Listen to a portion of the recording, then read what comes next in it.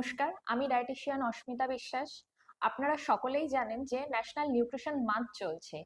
তো সেপ্টেম্বরে সারা মাস ধরেই বিভিন্ন ধরনের অ্যাক্টিভিটিস হয়ে থাকে বিভিন্ন স্তরে, হেলথ সেন্টারগুলোতে, হসপিটালে, ডায়েটেটিক্সের ফ্র্যাটার্নিটির মধ্যে বিভিন্ন জায়গায় বিভিন্ন রকমের অ্যাক্টিভিটিস হয়ে থাকে এই সারা মাস ধরে আমাদের হেলথের ওপরে, আমাদের নিউট্রিশনের ওপরে আলোকপাত করার জন্য, সাধারণ মানুষকে অবগত করার জন্য।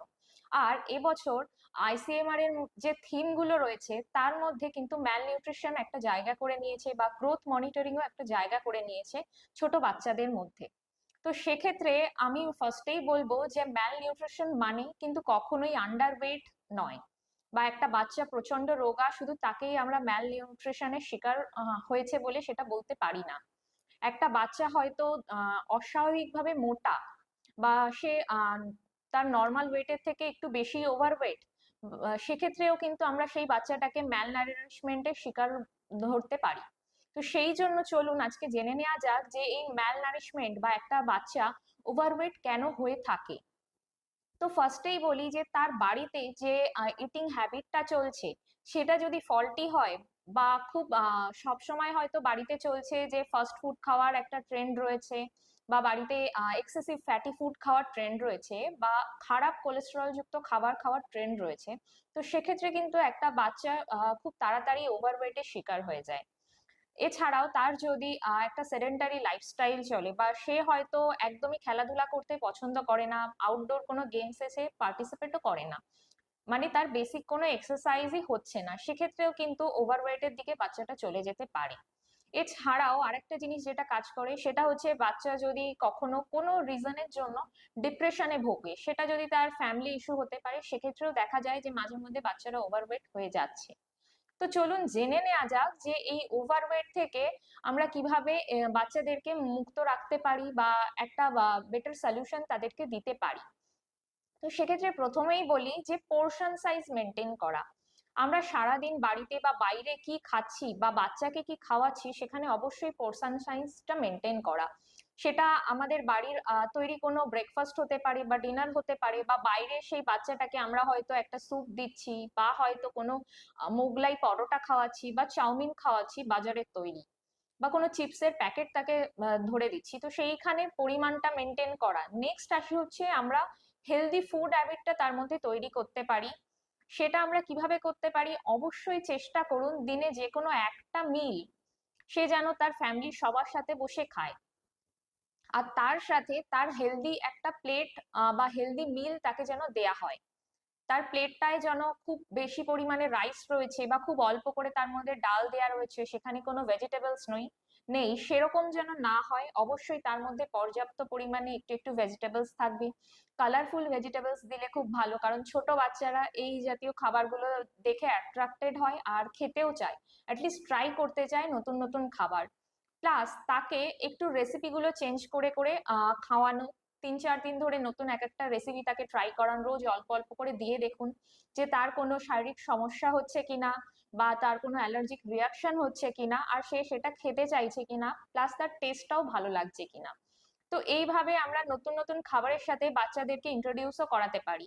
শুধুমাত্র আমাদের বাড়ির যে ডাল ভাত খেতে হবে বা মাছের ঝোল দিয়ে খেতে হবে সেরকম নয়, আমরা খুব সুন্দর করে তাকে একটা মিক্সড ফ্রাইড রাইসও দিতে পারি, সেখানে বাড়ির নর্মাল যে চাল ব্যবহার করা হচ্ছে সেই চাল দিয়ে হেলদি ভেজিটেবলস অ্যাড করে আমরা তাদেরকে সুন্দরভাবে একটা ফ্রাইড রাইসও দিতে পারি। সেক্ষেত্রে তার ব্রেনে একটা কাজ করলো বা তার সাইকোলজিতে কাজ করলো যে হ্যাঁ, আমি তো একটা হেলদি অপশনও খাচ্ছি, বা আমার মা বাড়িতে আমাকে ফ্রাইড রাইসও বানিয়ে দিচ্ছে। এ থেকে কি হয়, মায়ের প্রতি তার একটা এক্সট্রা ভালোবাসাও জন্মায়, একটা ট্রাস্ট বিল্ড হয়, মায়ের সাথে তার কানেকশনও বাড়ে, যে তার মা সব পারে, তার মা একজন সুপার ওম্যান। তো এই জিনিসটাও খুব ভালো একটা ইম্প্যাক্ট ফলে একটা বাচ্চার মনের প্রতি।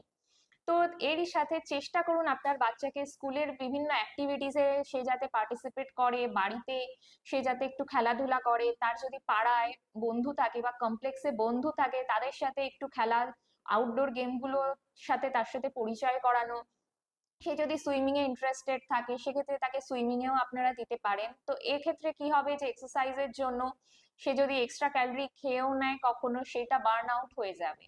তো সেক্ষেত্রে আমরা দেখতে পারবো যে বাচ্চাদের ওভারওয়েটের এই প্রবলেমটা থেকে আমরা অনেকটা তাদেরকে মুক্ত রাখতে পারছি, বা যারা ওভারওয়েট হয়ে গেছে তাদের এই পোর্শন সাইজটা ব্যালেন্স করে দিতে পারলে, এক্সারসাইজের দিকে তাদেরকে নিয়ে যেতে পারলে ধীরে ধীরে তাদের ওয়েটটা লস হয়ে যাবে। এবার ওয়েটটা লস হয়ে গেলেই হবে না, তাকে পর্যাপ্ত পরিমাণে হেলদি ফুডও খাওয়াতে হবে। তার আপনি ডেইলি ফুডের মধ্যে অবশ্যই মিল্ক অ্যান্ড মিল্ক প্রোডাক্ট রাখার চেষ্টা করুন, তার বোন হেলথের জন্য খুবই হেল্পফুল।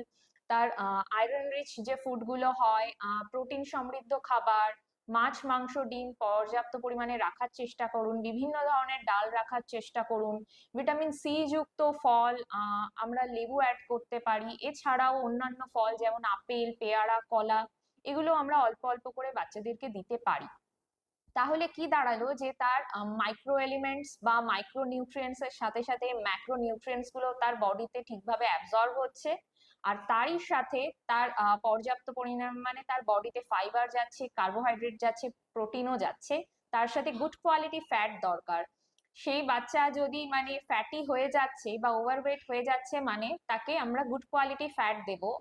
অবশ্যই আমরা খারাপ ফ্যাট গুলোকে কাট করব, প্রসেসড ফুড বা চিপস বা কোল্ড ড্রিঙ্কস বাচ্চাকে না দেয়া, তার বদলে গুড কোয়ালিটি ফ্যাট যেমন মাছ থেকে যে ফ্যাটটা পেতে পারবে, ডিম থেকে যে ফ্যাটটা পাবে, সেইগুলো যাতে দেয়া, অল্প অল্প করে তাকে একটু নাটসের সাথে পরিচয় করানো। আমার মনে হয় এই সব জিনিসগুলো মাথায় রাখলে খুবই তাড়াতাড়ি একটা বাচ্চা ওভারওয়েট থেকে তার একটা হেলদি ওয়েটে পৌঁছে যাবে। আর শুধু ওয়েটটা ম্যানেজমেন্ট হবে না, সে শারীরিকভাবে মানসিকভাবেও সুস্থ থাকবে। তো সবাই এটা চেষ্টা করুন করার।